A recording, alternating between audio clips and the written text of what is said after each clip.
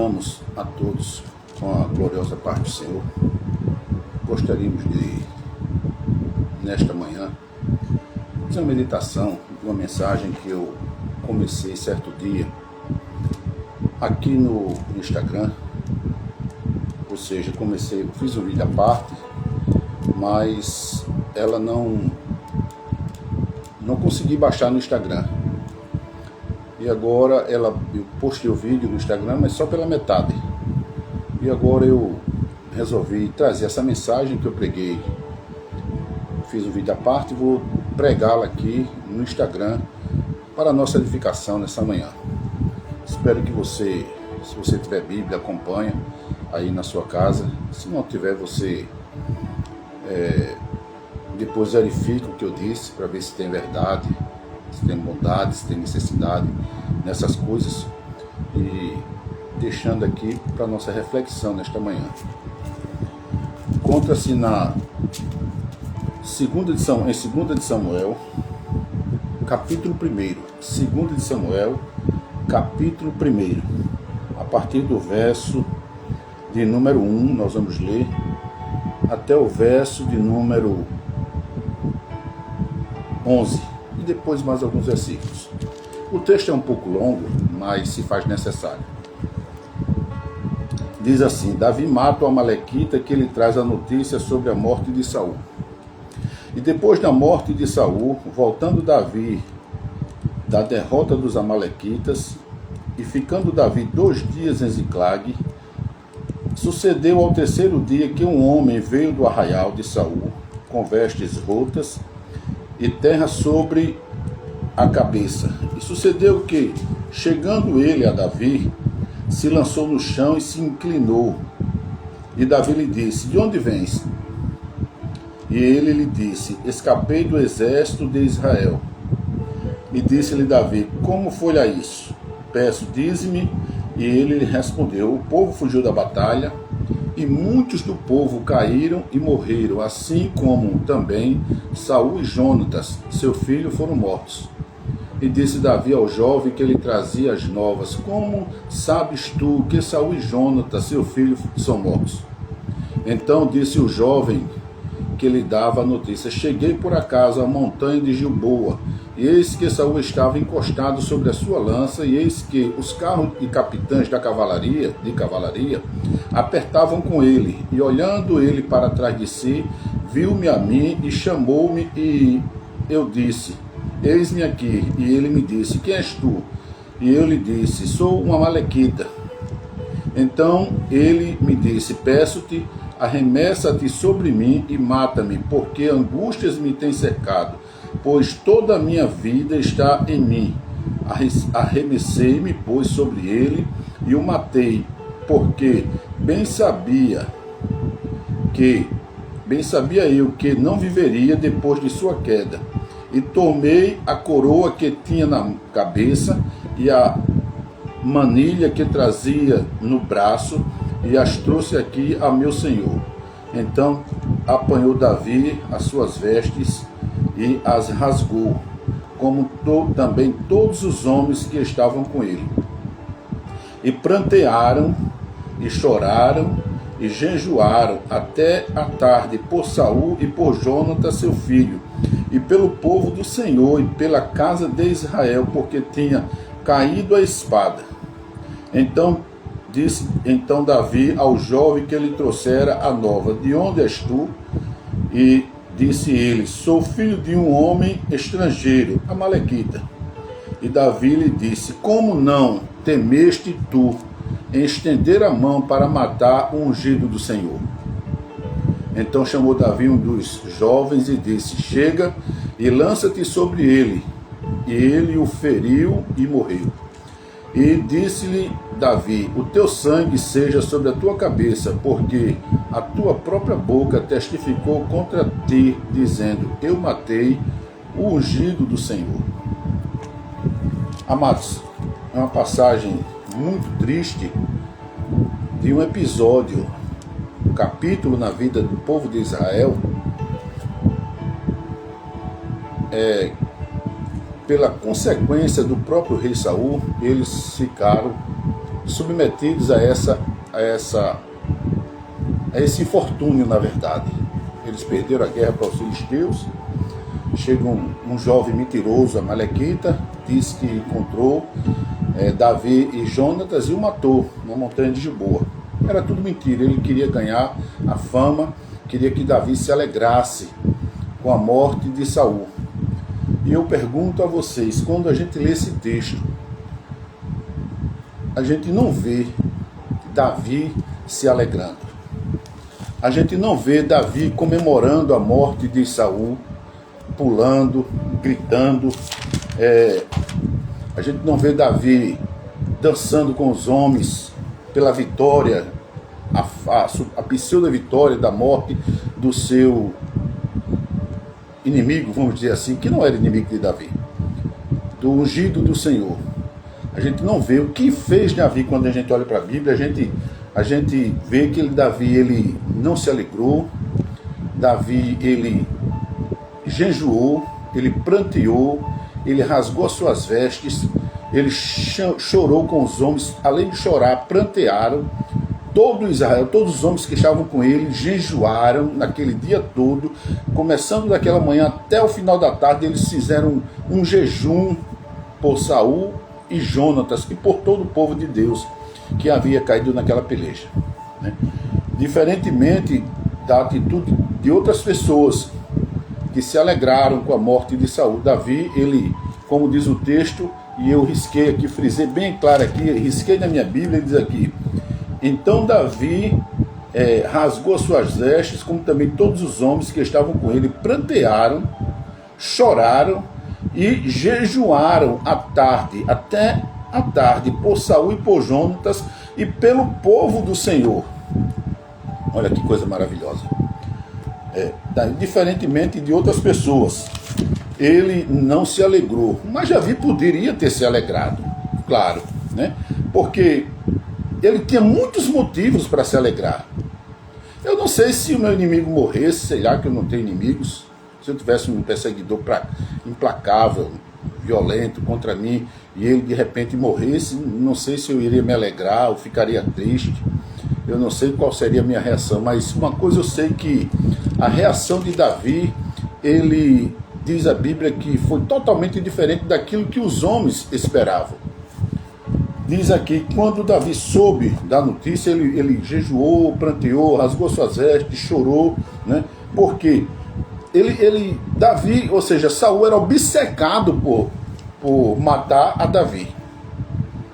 Ele tinha N falsos motivos, Saul, para matar Davi, por inveja. Por exemplo, quando Davi está registrado em 1 de Samuel, capítulo 18, do verso 6 a 9, quando Davi voltou da guerra com os filisteus e derrotou o gigante Golias, né, naquela manhã, o que foi que, quando ele entra na cidade, as mulheres cantavam que Saul matou seus milhares, mas Davi matou seus 10 milhares. E isso deixou então Saul enciumado, chateado com Davi, e pretendeu matar Davi. Então no capítulo de 1 de Samuel, no capítulo 18, no verso 10 a 11, Saul então tenta matar Davi com a lança, encravando na direção, sacudindo a lança na direção de Davi, que encrava na parede. Então ele não conseguiu dessa vez, Davi se esquivou, e ele fez outra tentativa, que está registrada em 1 de Samuel, no capítulo 18, de 17 a 25, Saul fez uma manobra, e deu a filha dele, Mical, para Davi casar. Só que, por trás dessa dádiva, ele exigiu que Davi trouxesse 100 prepúcios de filisteus. Ou seja, ele teria que matar os filisteus para arrancar o prepúcio do filisteu. Então, eu quero 100 prepúcios de filisteu. E Davi, então, passa um tempo, vai guerrear contra os filisteus e traz 200 prepúcios de filisteus. Porque Deus era com ele. 200 prepúcios e entrega a ele. Então, ele ficou chateado. Então, ele ordenou, por causa disso, ele ordenou outra vez a morte de Davi. Está registrado em 1 de Samuel, capítulo 19. Ele ordenou que se fizesse, né, os homens fossem lá durante a noite e matassem a Davi. Davi então foge nessa mesma noite com a ajuda de Mical. Está registrado no capítulo 1 de Samuel, capítulo 19, de 11 ao 17. Mical ajuda, sabendo do plano do pai dela, para matar o marido. Ela foge que Davi estava dormindo e coloca uma estátua lá que eles haviam ganhado como posse de uma terra. E eles colocam na cama, e quando as pessoas entram, o que descobre, vê que era uma estátua. Davi já tinha fugido com a ajuda de Mical, a própria esposa. Então Davi sai dali, vai se abrigar entre os profetas, que é Samuel, e ele recebe então, depois que ele se abriga com Samuel, depois ele vai se abrigar com Aimeleque. Aimeleque está registrado em 1 Samuel 19, 21, ele estava fugindo de Saul. Então Davi vai se abrigar entre os seus inimigos depois, um certo tempo. Davi vai morar em Gate, se fingindo de louco, babando, esgravatando assim as mãos, né? E vai para Gate, morar na terra dos filisteus, se colocando lá como louco. Ele passa um tempo em Gate, na terra dos filisteus, para fugir de Saul, porque Saul estava perseguindo Davi em todo o território de Israel, como cão morto e uma pulga. Ele vasculhou com 3.000 homens, ele esquadrinhava todo Israel, nas montanhas, nos vales, nos desertos, nas cavernas, procurando para matar Davi. Ele deixou de reinar e buscava a Davi constantemente para matar. Então Davi foi perseguido nas cavernas, no deserto de Adulão, no deserto de Zif, no deserto de Engedi. Não tinha sossego Davi. Foi perseguido aos pés do Monte Parã. Por fim, ele teve 2 oportunidades, Davi, de matar a Saul. Então uma foi na caverna e outra também ali no deserto. Ali ele conseguiu, né? Ele teve a oportunidade, Saul estava dormindo, ele pegou a bila d'água dele, rasgou um pouco da veste dele com a espada e não ousou a matar Saul. E o coração dele doeu, porque ele rasgou as vestes reais, puxou um pedaço cortou um pedaço da orla das vestes de Saul. E doeu o coração dele por isso. E ele pediu perdão e temeu matar a Saul por 2 vezes. Ele teve a oportunidade, Deus entregou Saul na mão dele. E ele preferiu não matar, não tocar no ungido do Senhor, porque ele sabia o valor de unção. Então, mas Davi fez o que, irmãos? Davi não matou a Saul porque ele, como eu disse, ele sabia o valor, o preço de unção. E muitas das vezes nós temos a oportunidade, né, de fazer vingança com as próprias mãos. E uns até fazem as vinganças pelas próprias mãos. Mas Davi fez algo diferente, que a gente pode tirar uma lição para as nossas vidas nesta manhã. Olha o que Davi fez quando teve a oportunidade de se alegrar com a morte do seu inimigo. Diz aqui no versículo 17 de 1 de Samuel ainda, no capítulo que eu li, no capítulo 1 de 2 de Samuel, versículo 17: pranto de Davi por Saul e Jonatas. E lamentou Davi a Saul e a Jonatas, seu filho, com esta lamentação, dizendo ele que ensinasse aos filhos de Judá o uso do arco. Eis que está escrito no livro do reto. Isso foi um poema que Davi fez. Ornamento de Israel, nos teus altos fui ferido, como caíram os valentes. Não o noticieis em Gate, não o publiqueis nas ruas de Asquelon, para que não se alegrem as filhas dos filisteus, para que não saltem de contentamento as filhas dos incircuncisos.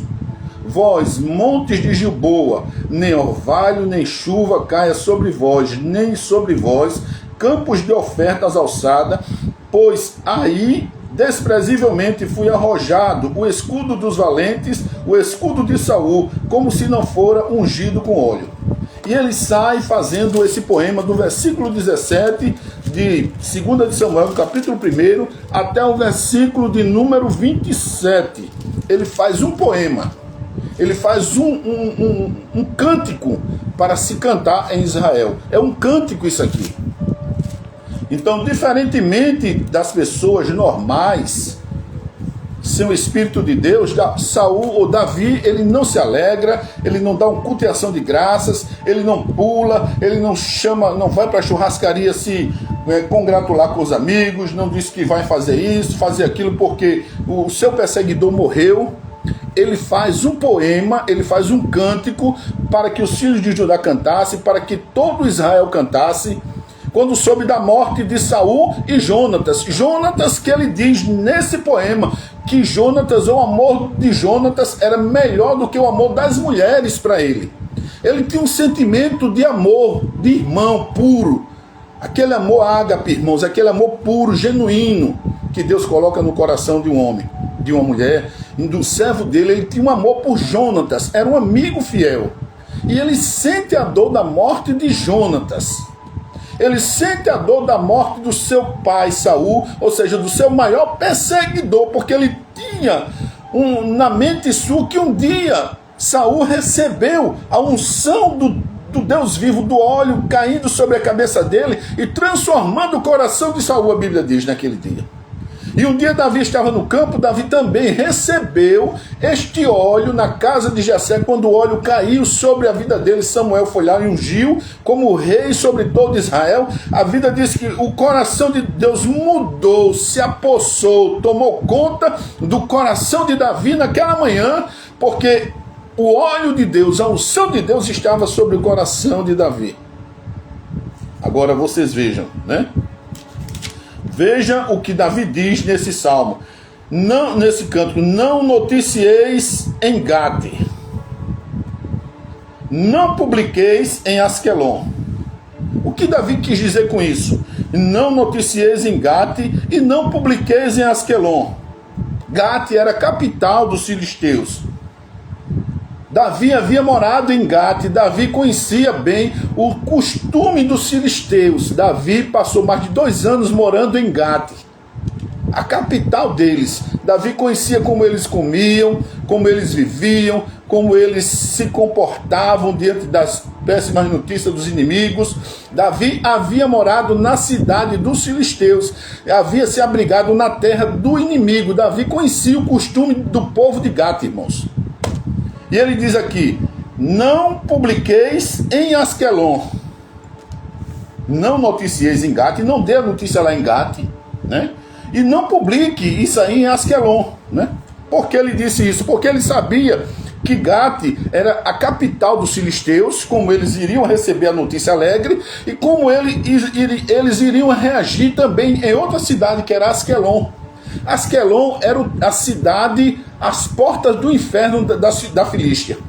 Asquelon era o centro da idolatria, o centro da adoração pagã, o centro religioso de todas as cidades dos filisteus, que eram 5. Asquelon era uma das piores, porque ali encontrava-se o templo de Dagon, o templo do Deus deles. Então eles iam adorar, eles iam lá para a porta do inferno. Davi estava dizendo assim: não publiqueis o que houve aqui na minha casa em Israel, lá nas portas do inferno.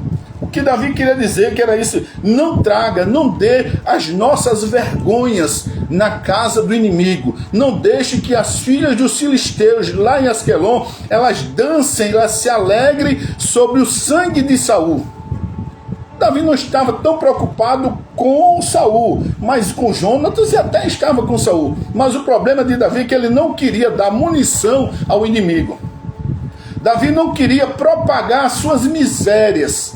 Davi não queria divulgar o que houve, o fracasso de Israel na casa do inimigo, no templo do inimigo, na cidade principal do inimigo. Não levem às portas do inferno. Não façam dessa tragédia, que na verdade Davi queria dizer, eu imagino hoje, não façam dessa tragédia um conteúdo público, meus irmãos. Davi temia a exposição desnecessária, né, de ver os filisteus dançando, como eu disse, sobre o sangue de Israel, sobre o sangue do rei Saul, elas dançando, as filhas dos filisteus se alegrando com essa miséria que houve em Israel. Conclusão, meus amados: o que Davi mais temia, né, tornou-se hoje um padrão social.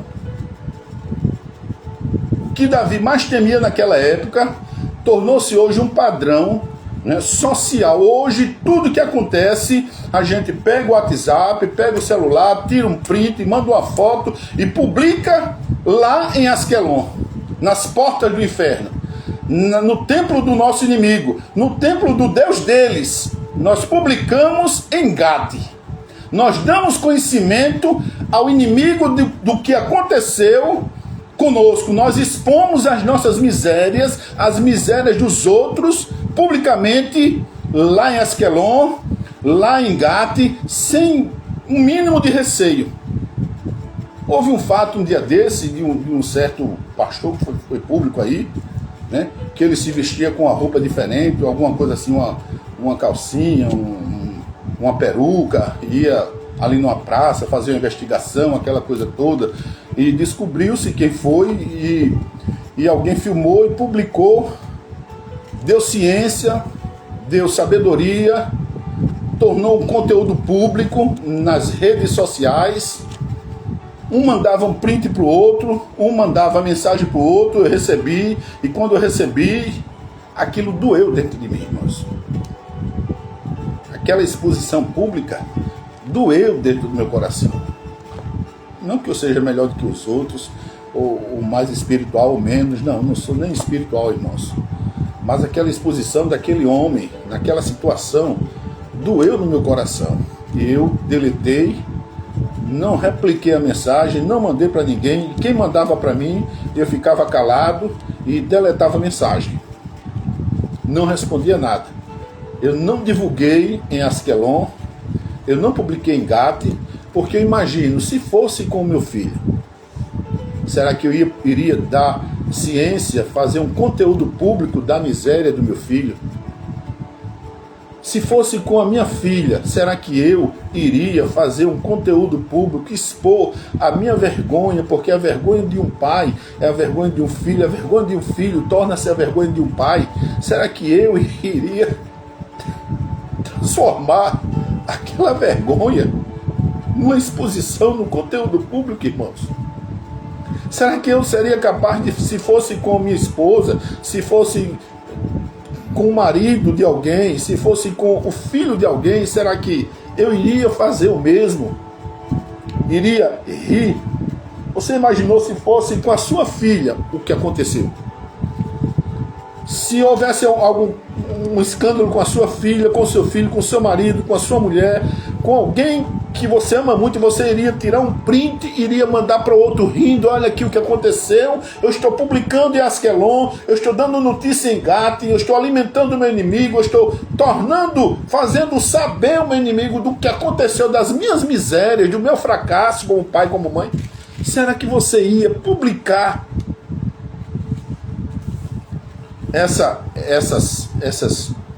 seria republicar essas manchetes? Irmãos, nós precisamos ter um coração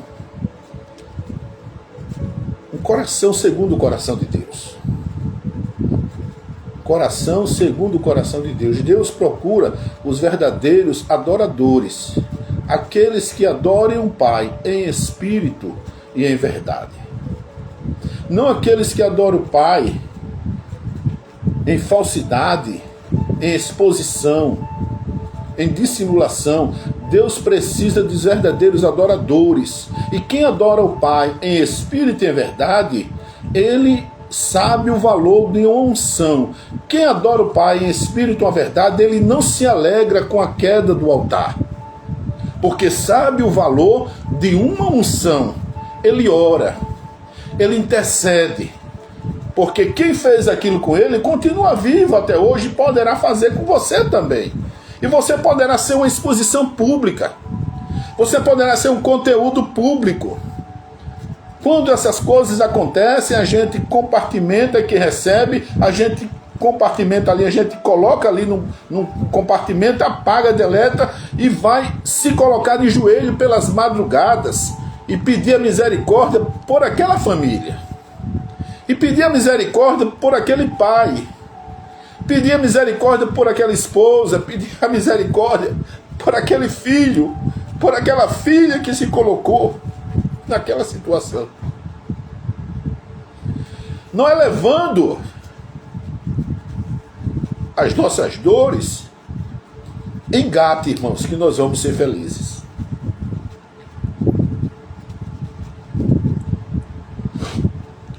Não é levando, não é expondo os nossos fracassos que você vai agradar ao nosso Deus. Deus procura homens e mulheres que intercedam, que se coloque de joelhos, se coloque na brecha, como diz Ezequiel, e ore, interceda para que o seu filho saia daquela vida, para que o seu marido saia daquela vida, para que a sua mulher saia daquela vida, para que o seu pastor saia daquela vida, para que o seu inimigo saia daquela vida, para que os seus perseguidores não persigam você, que ele saia, que ele alcance a plena luz do conhecimento de Deus.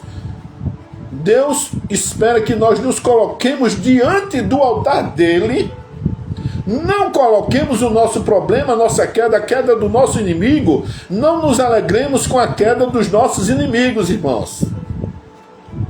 Porque amanhã você pode estar caído. Aquele que pensa estar em pé, a Bíblia diz, cuide que não caia. Que pensa, não é aquele que está em pé, aquele que pensa que está em pé, cuide que não caia. E se fosse com seu filho? Você publicaria o fracasso do seu filho nas redes sociais? Você mandaria para mim, para outros, olha, eu ouvi isso com meu filho está vivendo assim, a minha filha está vivendo assim, o meu marido está assim, a minha sogra está assim, a minha nora está assim, eu estou assim. Você publicaria o fracasso do seu filho nas redes sociais, você daria conhecimento das misérias do seu filho lá em Asquelon, nas portas do inferno, para que as filhas, os filhos do Filisteu dançassem sobre o sangue dele, a derrota dele. Você queria, como mãe, como pai, ver a derrota do seu filho, da sua família estampada nas redes sociais. O que Davi temia aconteceu, e acontece hoje, irmãos.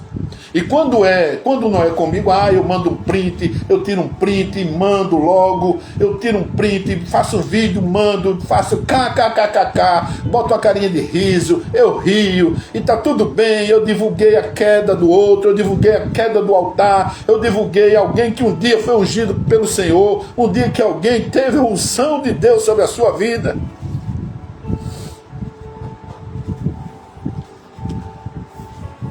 Muitas pessoas hoje, elas perderam a sensibilidade diante de Deus. Sei que eu não sou um exemplo de honestidade. Sei que eu não sou um exemplo de fidelidade. Não sou um exemplo de homem. Sei que eu sou falho diante de Deus. Mas uma coisa eu busco todos os dias é não perder a sensibilidade no trato com o outro. A ver as minhas misérias nas misérias do outro. A entender que eu sou miserável e que eu preciso todos os dias, irmãos, da misericórdia do Senhor. O profeta Jeremias disse: as misericórdias do Senhor são as causas de não sermos consumidos. Porque as misericórdias do Senhor, elas se renovam a cada manhã. Então, cada manhã nós temos a chance, a oportunidade de fazer algo diferente. Cada manhã Deus nos dá a oportunidade de fazermos algo novo, irmãos. De sermos melhores cada dia. Deus nos dá a oportunidade, irmãos, de cada manhã fazermos as coisas diferentes, irmão. Não propagar as nossas misérias e as misérias dos outros em Asquelon. Não publicar em Gate. Não dar conhecimento em Gate, irmãos.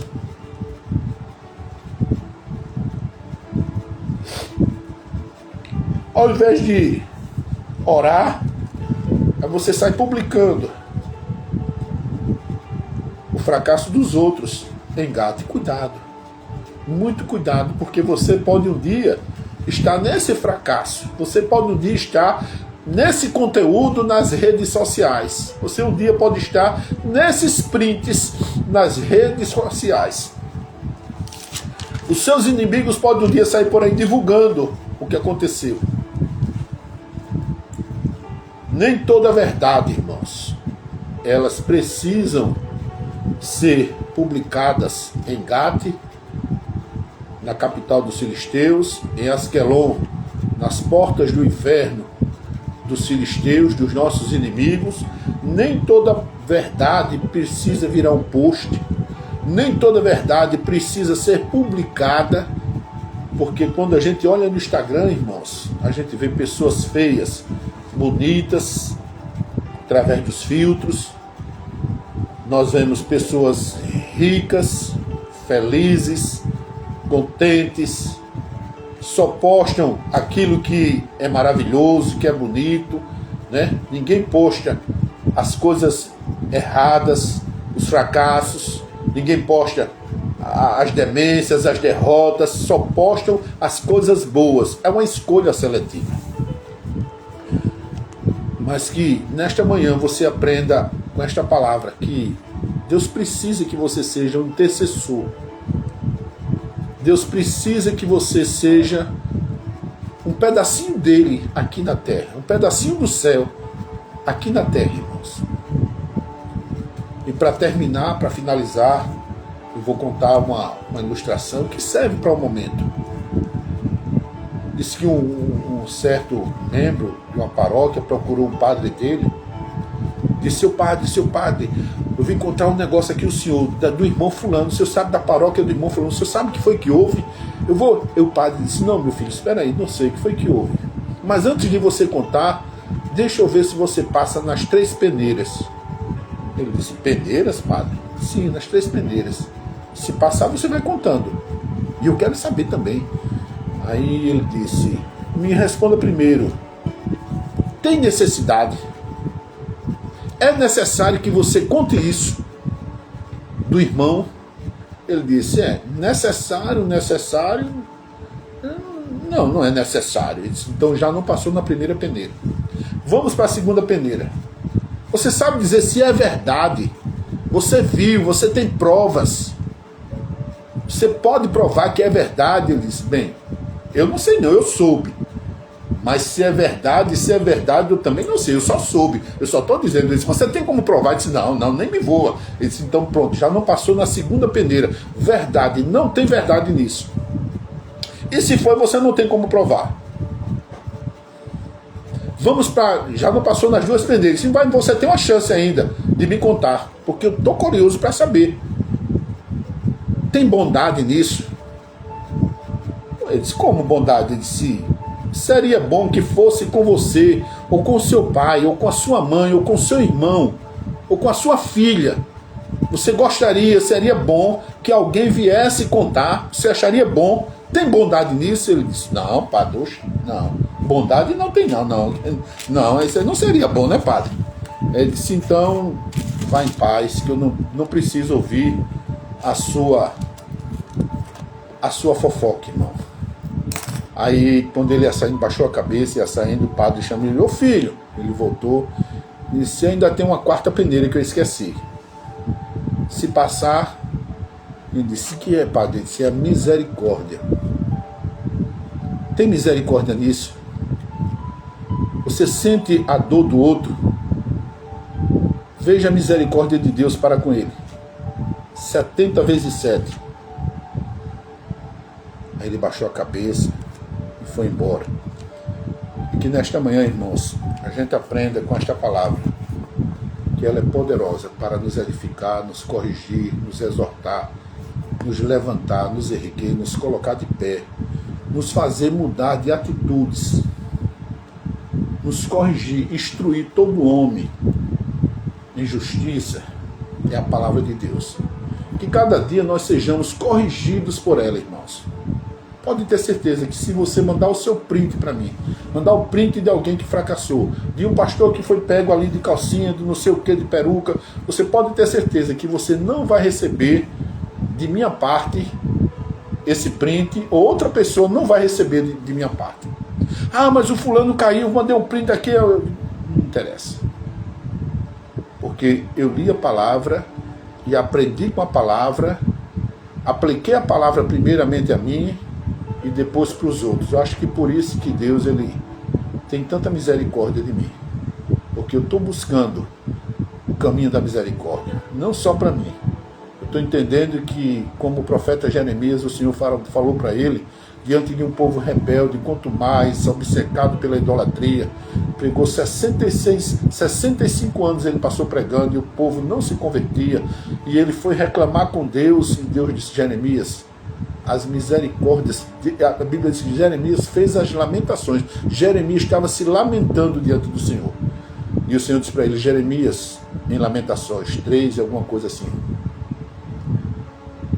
as misericórdias do Senhor são as causas de não sermos consumidos, Jeremias, porque a minha misericórdia, ela se renova a cada manhã. Cada manhã é uma manhã nova. Não importa o que você fez hoje, como você caiu hoje, como você está hoje, amanhã será um novo dia. Amanhã tem um recomeço para você. Tem um dia misericordioso, um dia de bondade, um dia de alegria, de verdade, de necessidade, de amor, um dia de recomeço. Deus nos dá um dia de recomeço. Eu conheço uma pessoa que não é crente. Não era crente. E ela intercedia todos os dias, com um texto na mão, orava, rezava. Todos os dias ela rezava por uma pessoa, com o texto dela, fazia as novenas, ia para a igreja dela e pedia a Deus por aquele filho que estava perdido. Todos os dias, aquela mãe católica pedia por aquele filho diante do altar de Deus, por aquele filho que estava perdido e extraviado. E um dia esse filho entrou na casa dessa mãe, convertido, tinha encontrado com Jesus, procurou a igreja e ele foi para uma igreja cristã. E quando chegou na casa da mãe, pediu para a mãe dele colocar a mão na cabeça dele e abençoar. E a mãe dele disse: meu filho, mas eu sou católica,